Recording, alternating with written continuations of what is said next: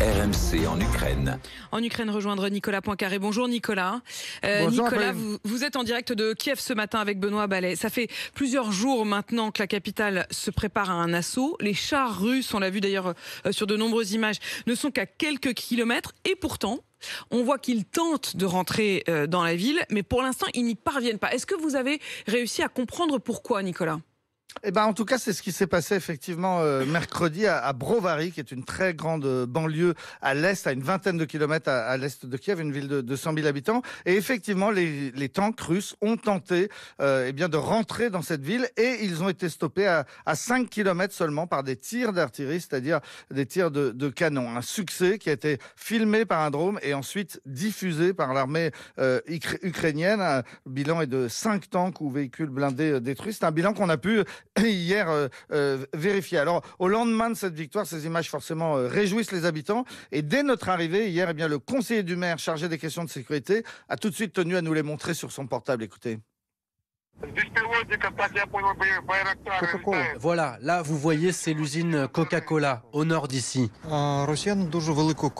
Les Russes se sont regroupés en une très grande colonne et ils ont commencé à avancer en direction de Kiev. C'est une bataille au sol qui s'est engagée et de nombreuses unités russes ont été détruites. Des tanks, des blindés légers pour transporter des hommes et des blindés d'artillerie. Résultat, ils ont fait demi-tour et ils sont retournés dans les villages qu'ils occupaient jusqu'ici avant cette attaque.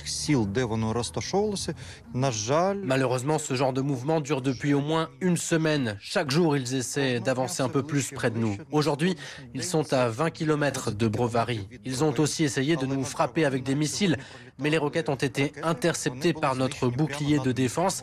Elles ont explosé juste au-dessus de l'hôtel de ville. Voilà, et c'est donc l'histoire d'une relative victoire militaire ukrainienne donc contre des tanks russes. Ça s'est passé dans la banlieue immédiate de Kiev. Plus largement autour de la capitale, on note que, au nord, on l'entendait dans le journal de 7 heures, les forces russes sont toujours très présentes à Irpin, mais ne progressent pas vraiment. Au sud-ouest, hier, elles ont un peu avancé, mais depuis le centre-ville de Kiev, d'où on vous appelle ce matin, le sentiment qu'on a, c'est que la ville n'est pas vraiment attaqué ces derniers jours, mais de plus en plus encerclé. Merci beaucoup Nicolas. Nicolas en direct de Kiev ce matin, donc avec Benoît Ballet. On vous retrouve Nicolas à 7h50, toujours en direct de la capitale ukrainienne, où vous nous racontez ce que vous voyez, vous, de l'intérieur de l'Ukraine.